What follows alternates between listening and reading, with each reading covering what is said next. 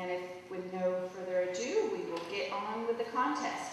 They each have a choice of whether or not that they wanted to use the step stool to help them see over. And our first person is Stephen Lane from Lecanto Middle School, 1,500 miles. Give him a round of applause.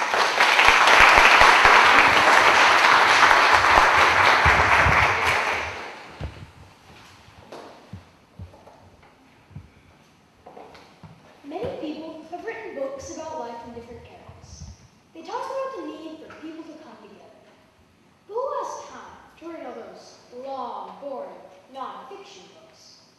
I found out that a good way to learn about different cultures and eras is to move 1,500 miles across the USA. I got the opportunity to move all the way from Iowa to Florida, two very different cultures. In Iowa, we could have some quality family time while huddling inside, trying to stay warm while a blizzard rages by outside. But of course, you get family time in Florida too, when you hunker down for hurricane season. Also, people in Iowa spend their free time differently. While Floridians are floating in their pools enjoying nice strawberry smoothies, people in Iowa would be shivering in their boots while packing mounds of snow on top of each other or racing down hills of ice at top speed. Now in Florida, a lot of kids watch where they step because they don't want to step on a fire ant. But just because you're in Iowa, where there are no fire ants, doesn't mean to not look where you step. If you're unlucky enough, you could even find your foot in the occasional cow fire. Iowa and Florida do have some similarities though. Iowa with the sweet corn serenade and Florida with the kumquat festival. But of course the activities are different. In the sweet corn serenade, we enjoy getting lost in corn mazes, and who knows what they do at a kumquat festival. But one of the biggest differences between these two states are the field trips. In Iowa, all the kids will get excited when they announce they're going to the Nelson Pioneer Farm or at the Thresher's reunion, but oh boy, we knew we were in for the biggest time of our lives when we heard we were going to the Herbert Hoover Library. Yes, he was from Iowa. But the Florida kids are stuck with going to Disney World in Orlando or the Marine Science Station. People are always stressing the importance of learning about different cultures. Sure, you could read a book about it, but I found out that one of the best ways to learn about it is to move. And if you can't do that, then go visit Iowa.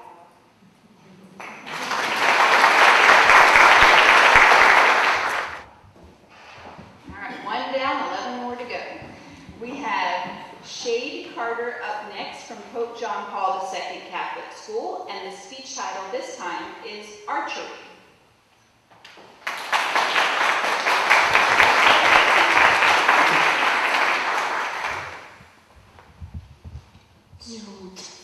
That was the sound of an arrow hitting the target. And when there are arrows, there are bows. Archery. Archery is my favorite sport. Archery is a skill few people have. Archery dates all the way back before Jesus was even born. Bows. There are many different types of bows, such as the compound bow. It's a big bow with one string, but it overlaps 3 times, so it looks like 3 strings. The compound bow was invented by the British Army in the 1800s. The stick bow. It is basically a curved stick with a string. I think it is the most common bow. This bow is used for everything bows are used for. The crossbow. It is the most powerful bow in the world, shooting hundreds of feet. It is like a gun, but then again, not. Archery is used for hunting, but also competition. In Japan, they have a huge competition for women. At least 100 people join, but if you miss the bullseye once, you are disqualified. Men have competitions as well, but women shooting bows, classic. Everyone watches. There are also different pull weights for the string when you pull it back. The 15-pound pull back that you can get at Walmart, up to the one the big guy can pull back. They have forces shot from the training bow force, the hunting bow force, and the don't even think about it force. They also have different prices, from $5 to the $1,700 bow my dad wants. Keep saving! Tips. The arrows have different tips, from dull to slightly pointed, all the way to the one that tore through 3 pigs. In the Middle Ages, they sometimes used wood tips that they could light on fire. Imagine getting stabbed and lit on fire. No, just kidding, don't. Maybe you should ask your dad, who wants a $1,700 bow, if you could get a training bow and experience what I have. And don't shoot your little brother. Katie Hackey is up next from Crystal River Middle School, and the speech title is Dinner at My Place.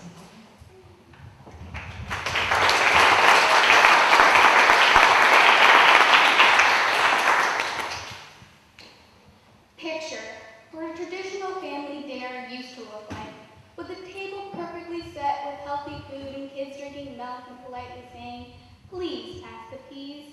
Now, take that nice image and shred it into a million pieces, because dinner at the Hackey House looks a whole lot different. I'm here to talk about my family dinners, where dining is an adventure. Now buckle your seatbelts as I take you along for the ride. Let me warn you, if you're a big fan on manners and prefer a calm and relaxing dining experience, this is not the table for you. We are very loud, and we love to tell amusing anecdotes, but not the kind of anecdotes as I would call appropriate dinner conversations. My parents' favorite stories are about my sisters and me. They don't tell heartwarming tales of our successes. They tell the most embarrassing tales over and over.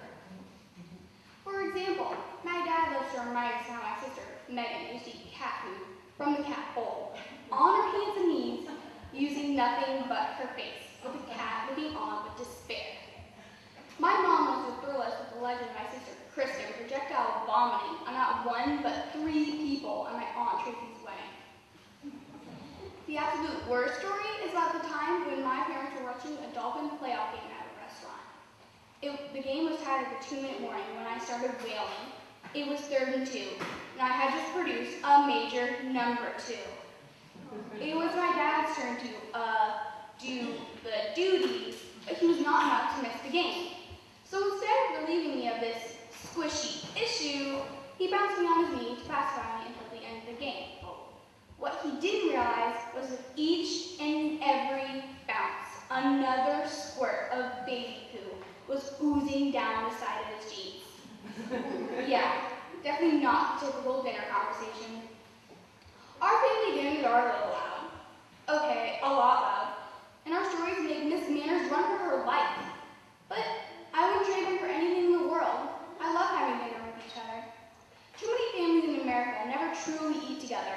Because of our busy lives, dinner consists on dining between Mickey D's drive-thru between dance and drum lessons. I hope if your family is too busy to eat together, that hearing my speech will inspire you to reserve at least one night a week for a family meal. Your dining experience may not be as crazy as mine, but I promise, you will enjoy it. No matter what is on the menu, make sure there is always a generous helping of fun and laughter to go around. Shelby Perry is up next from Pope John Paul II Catholic School. This speech title is The Siblings.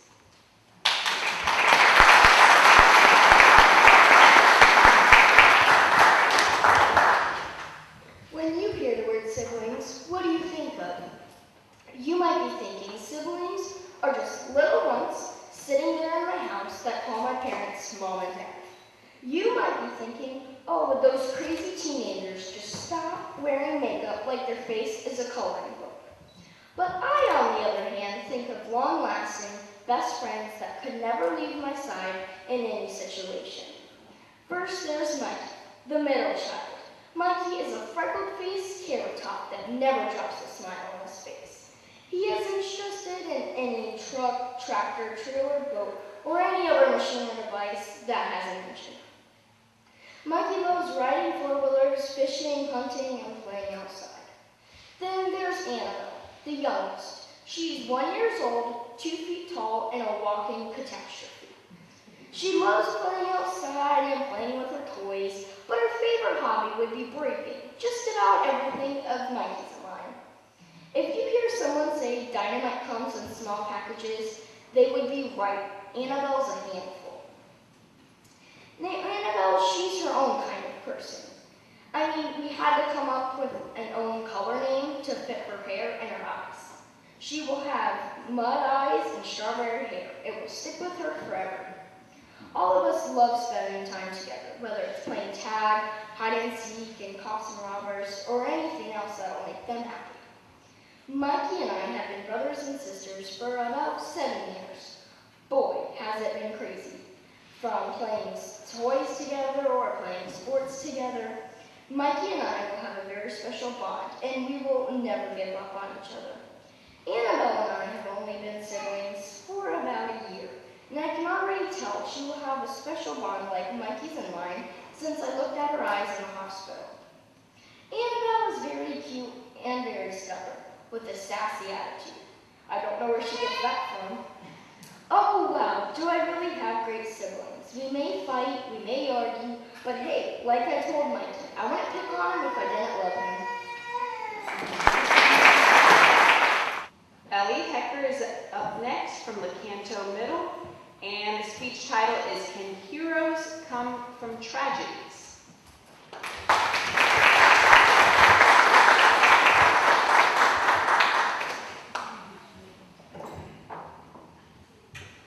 Think about this. 1, 2, 3. 3 seconds could be the difference between life and death. And you never know when that sudden death is going to come. Little did they know that going to the late night showing of Batman on July 20th would be the last thing they ever saw. As for the parents of the innocent kindergartners that had no idea they had just received the last hug ever from their children on December 14th. And the people at the Boston Marathon a few weeks ago that didn't know their last step across the finish line would be the last step they ever took. Have you ever heard the saying, being at the wrong place at the wrong time? Alex Sullivan was at the wrong place at the wrong time, seeing the newest Batman movie in Aurora, Colorado for his 27th birthday when he was shot and killed. Emily Parker, at age 6, was hoping for a fun day at school when she and many of her classmates were killed in Newtown, Connecticut. And Martin Richard, age 8, was waiting for his dad to cross the finish line at the Boston Marathon when bombs exploded, causing him to die. Because death can come at any time, I believe everyone should live their life to the fullest. Be forgiving, love your friends and family, and don't let worries get in your way. If you do these simple things, you will have no regrets about your life. And if you live your life to the fullest and think of others first, you may never know how much good you could do for the sake of others. You could even die as a hero. A hero is a person who is admired for their courage and noble qualities. A hero risks their lives so others are not in danger. One hero is Matt McQuinn, who dove out and shielded his girlfriend and her brother from being shot at the Batman movie massacre. Another hero is Victoria Soto, who saved the lives of many innocent children when Adam Lanza opened fire on her in her classroom. She hid the children in closets and cabinets so that they were safe, giving her own life. Also, the policemen in Boston who put their lives in danger to protect others also were heroes. Death can come so quick you don't even see it coming. At the time of your death, you may just be in the wrong place at the wrong time, like the victims from the terrifying U.S. disasters recently. A matter of seconds could change everything and be the difference between life and death. But if you live life to the fullest, when the time comes, you may be ready for the final 1, 2, 3. Number 6 is Katie Johnson from Seven Rivers Christian School, and her speech title is Inventions That Didn't Catch On.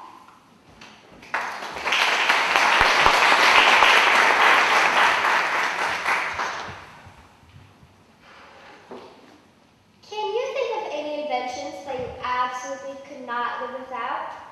Maybe some examples would be the light bulb, the internet, or the automobile. But there are some inventions that you should be glad you don't have to live with. Let me introduce you to the great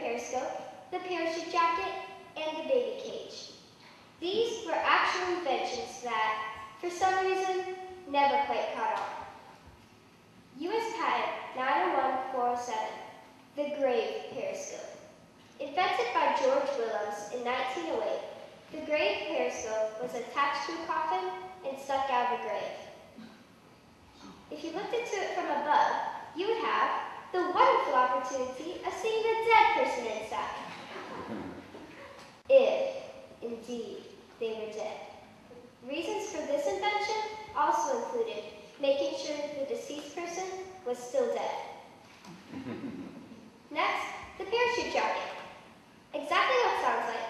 French inventor Franz Reichelt invented it for military pilots in the early 1900s. His hopes were that, during an emergency, the pilots could simply jump off the plane immediately. Now wait a minute, you might think. This sounds like a great idea. So thought Reichelt. In fact, in order to show just how awesome his invention was, he jumped off the Eiffel Tower with the jacket. The parachute jacket would have been an instant success if it had deployed. Instead of fitting fortune, sadly, Reichelt had to face his la mort rapide. That's French for. Now, imagine a cage, about the size of a large dog's crate, jutting out of a 10-story apartment window with a baby playing in it.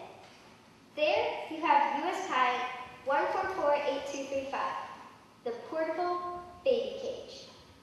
In 1923, it was invented by an American woman named Emma Reed. She thought that the babies would benefit from the fresh air outside. Plus, more living space could be made inside cramped city apartments. She seems to have forgotten some minor issues, such as the long, long drop below the baby. But then again, so did the whole city of London. The family welfare system even handed them out to people who couldn't afford them. Believe it or not, these are only a few of the failed inventions. And now, there's only one question left to be asked. What were they thinking? Okay.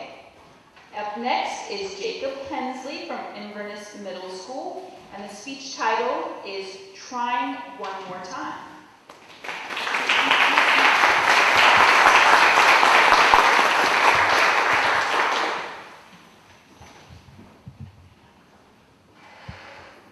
We've all been there, putting everything we have into something only to fail or fall short of our goal. So we just stop trying. We give up. We don't want to waste time chasing lofty dreams because our pride gets in the way, or we feel like, ain't nobody got time for that. But what would happen if with hard work and determination, you tried one more time?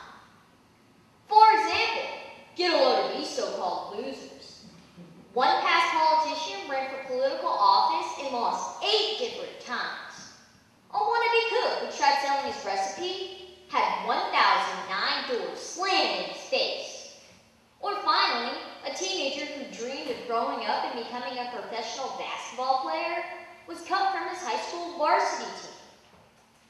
I know, if any of us had to advise a friend in these 3 situations, we would probably recommend that he or she seek a different career path, because they're not cut out for the job. Thank goodness none of them listened to our advice. Instead, they were not satisfied with almost reaching their goals. After all, almost only counts in horseshoes and hand grenades. They all tried one more time. That past politician I was referring to was our 16th president, Abraham Lincoln. Yes, Honest Abe lost 8 elections before eventually becoming one of our nation's iconic presidents. I'm willing to bet you a $5 bill you didn't know that. The poor guy who was rejected 1,009 times when trying to sell his chicken recipe was the famous Colonel Sanders. Now that's finger-licking persistent. Instead of giving up, he tried one more time. And on his 1,010th attempt, he found success, and the multi-billion-dollar franchise called KFC is history. The bumbling basketball player who who got cut from his high school varsity team, locked himself in his room and cried his eyes out, but then practiced even harder and became the one and only Michael Jordan. That's right, MJ, Air Jordan, his royal airness. The great Michael Jordan said, "I missed more than 9,000 shots in my career. I've lost almost 300 games. 26 times I've been trusted to take the game-winning shot and missed. I failed over and over again in my life, and that is why I succeed." So when we attempt anything in life, we should always remember to accept failure. Everyone fails at something, but we should never accept not trying. We should all want to be like Mike and just do it one more time. Next up is Peyton Burdett from Citrus Springs Middle School with a speech titled The 411 on Teenagers.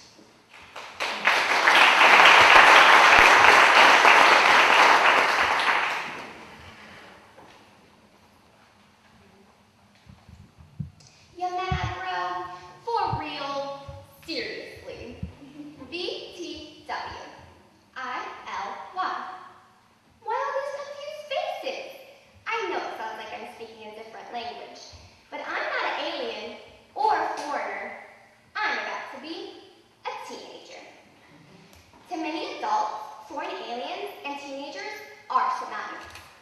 But I'm here to ease your mind by telling you adults actually have a lot to learn from my generation. Don't laugh or snicker, they really do. Kids at my age are at the perfect crossroads of innocent and childish ways and adult realism. We still believe that problems can be solved, and we also have the tools and knowledge to solve them, even if we have to consult Google first. Now, don't get me wrong, teens can be overly dramatic and over-exaggerate their feelings. Yes, we portray the sense that it's us against the world. However, we tend to ignore the fact that you too experience mood swings at the drop of a hat. You too would cry for no apparent reason or when Justin and Selena argue. And you too would get embarrassed when your voices and or DNA fluctuated every single day. However, no matter how many poor choices we make as teenagers, and you and I both know what poor choices those were, we all must stumble in order to succeed. We must learn from our mistakes. We all have the potential to do great things, no matter how old we are. Like Alec Flores, a 12-year-old who founded an organization called Kids vs. Global Warming, with a 16-year-old anti-bullying activist, Bridget Berman, or finally, the 16-year-old multi-million-dollar activist, Bayal Rajan, who is the founder of the Making Change Now organization and United Nations Children's Fund Child Ambassador. These are just a few of some of our incredible future leaders. I'm not saying you have to become a multi-millionaire in order to be influential or successful. All you have to do is believe in yourself and do what's right. I'm sure you've heard of the old and famous Walt Disney quote, "If you can dream it, you can do it." He was a wise man, and I'm sure he approved of the current Taylor Swift quote that teens live by today. If you're lucky enough to be different, don't ever change. I'm proud of my generation, and I think you should be excited with me as we think of our future. TWTU, to wrap this one up. Teens may be as hard to break as cracking Morse code, but you have to give us props. I mean, we have the skills, the knowledge, and the passion to continue progressing forward as a unique generation. BRB, GTG, got to go. My mom just